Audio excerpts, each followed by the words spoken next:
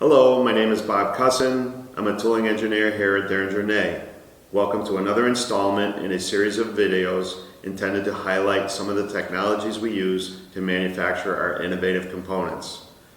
In this video, we will be highlighting the tool room in our Bloomfield facility. Advanced manufacturing requires complex tooling.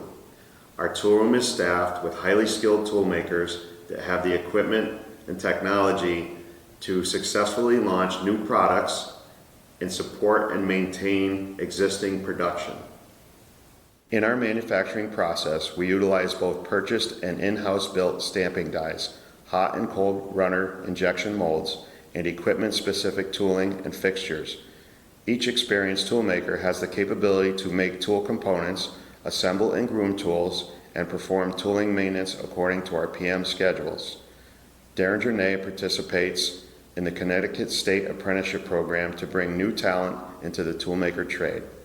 Equipment in the tool room includes the following: precision surface grinders, conventional milling and turning machines, multi-axis CNC machining centers, and both vertical and wire EDM machines.